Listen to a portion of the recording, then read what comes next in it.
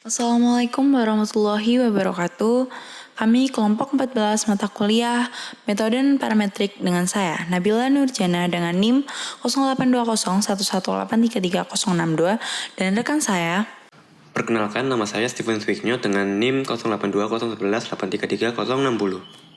Dari Prodi Statistika Universitas Erlangga dengan dosen pengampu Ibu Siti Magofrotil Ulyah, SSI MSc, akan menjelaskan penelitian kami berdasarkan uji psych. Nah, sebelumnya, apa sih metode dan parametrik itu? Jadi, metode dan parametrik adalah metode uji statistik untuk data dengan skala pengukuran nominal atau ordinal dengan data yang tidak mengikuti data distribusi normal. Salah satunya adalah uji psych. Terus, apa itu uji psych? Uji psych adalah metode untuk menguji dua sampel yang berpasangan dengan berdasarkan arah perbedaan dari sampel tersebut. Nah, ini kami ada contoh kasus untuk uji sains, yaitu apakah ada perbedaan tingkat belanja online shop pada masa pandemi. Jadi nanti yang diuji itu sebelum pandemi dan saat pandemi. Nanti kita lihat apakah ada perbedaan atau tidak dengan menggunakan uji sains. Nah, di sini kami sebelumnya sudah melakukan survei yaitu pada tanggal 12 sampai 13 Maret 2021 dengan responden sebanyak 60 mahasiswa FST.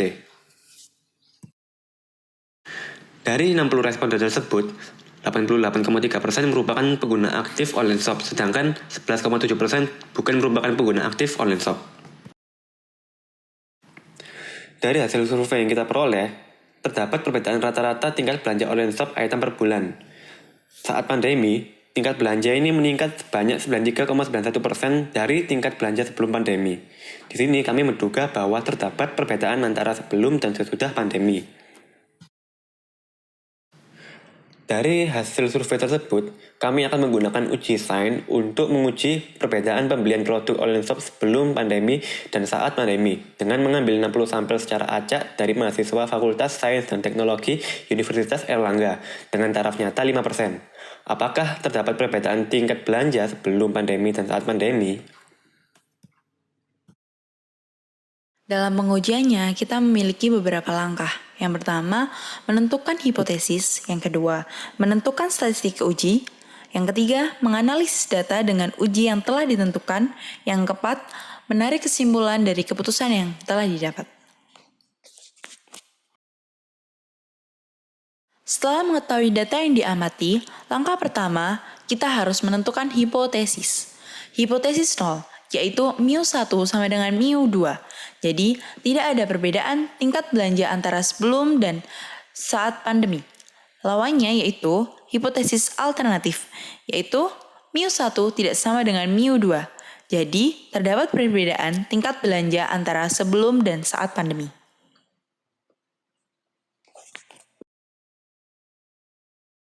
Langkah kedua yaitu menentukan statistik uji dengan cara membandingkan data berpasangan dengan memberi tanda perubahan data.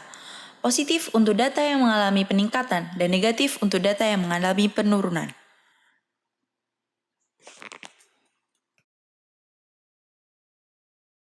Langkah selanjutnya menganalisis data dengan uji psych. Kita memberi tanda positif saat terjadi perubahan, seperti dari 1 menjadi 5. Dan juga sebaliknya, kita memberi tanda negatif saat terjadi penurunan.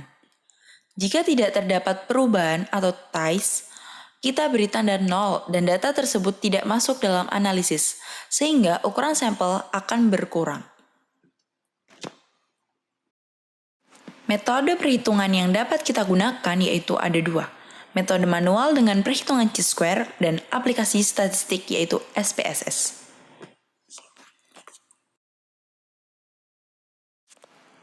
Untuk metode manual dengan perhitungan chi-square, kita menggunakan rumus mutlak N1 min N2 dikurangi 1, lalu dikuadratkan dan dibagi dengan N1 plus N2, di mana N1 adalah banyaknya data yang bertanda positif dan N2 adalah banyaknya data yang bertanda negatif. Pada penelitian kali ini diperoleh hasil N1 adalah 49 dan N2 adalah 7, sehingga diperoleh nilai chi-square sebesar 30,018. Dengan menggunakan SPSS, kita perlu menginput datanya terlebih dahulu. Nah, di sini datanya sudah saya input. Kemudian kasih nama supaya lebih jelas.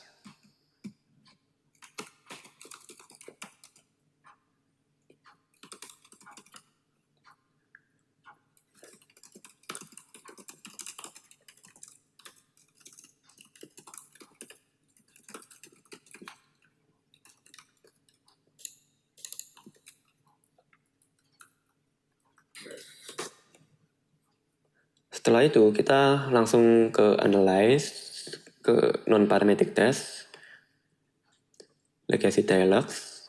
Nah, di sini kan sampel berpasangan, kita menggunakan dua related samples.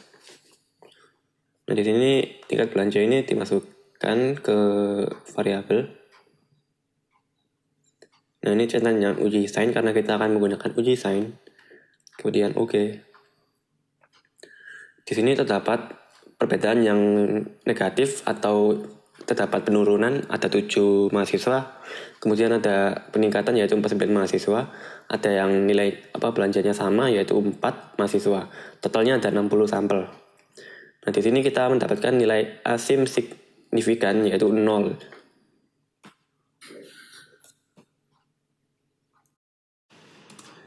Ini adalah beberapa langkah dan gambaran untuk menggunakan aplikasi statistik SPSS. Nanti ini adalah outputnya.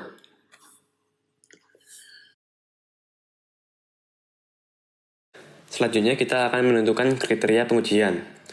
Di sini H0 ditolak jika chi-square hitung lebih dari chi-square label atau x-axis kurang dari sama dengan alpha. Dan kemudian H0 akan diterima jika chi-square hitung kurang dari sama dengan chi-square label atau x-axis lebih dari alpha. Di sini alpha kami adalah 0,05. Nah, untuk mencari nilai chi-square tabel, kami akan menjelaskan dua metode, yaitu dengan menggunakan tabel chi-square dan dengan menggunakan aplikasi statistik Minitab. Dengan menggunakan tabel chi-square, kita akan mencari nilai chi-square dengan derajat bebas 1, yaitu chi-square untuk alpha dengan derajat bebas 1.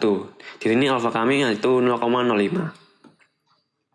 Nah, saat kita melihat ke tabel, di sini kita menggunakan derajat bebas 1 dan alpha 0,05. Kita memperoleh bahwa nilai chi-square tabel kami yaitu 3,841. Kita juga dapat mencari nilai chi-square dengan menggunakan software Minitab jika kita tidak melihat nilai yang kita inginkan di tabel chi-square yang beredar di internet. Caranya yaitu kita klik grab, kemudian klik probability distribution plot. Nah, di sini kita klik view probability, kemudian oke. Akan muncul dialog seperti ini. Nah, kita ubah distribution ini menjadi distribusi chi-square. Kemudian degree of freedom ini kita ganti ke 1. Degree of freedom ini derajat kebebasan tadi ya. Nah, kemudian di shaded area kita klik rectile, kemudian probability 0,05 karena kita akan mencari nilai chi-square dengan alpha 0,05 dan derajat kebebasan 1. Kemudian klik OK. Nah, di sini akan muncul nilai chi-square tabel. Di sini yaitu 3,841 sesuai dengan tabel yang kita peroleh tadi ya.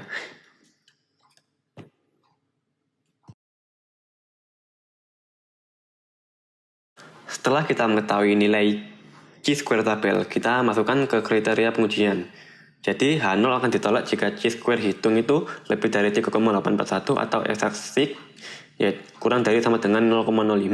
Dan hipotesis alternatif akan diterima jika chi-square hitung kurang dari sama dengan 3,841 atau x-axis lebih dari 0,05. Dengan menggunakan kriteria pengujian tersebut, kita mendapatkan chi-square hitung kita yaitu 30,018, yaitu lebih besar daripada chi-square tabel yaitu 3,841.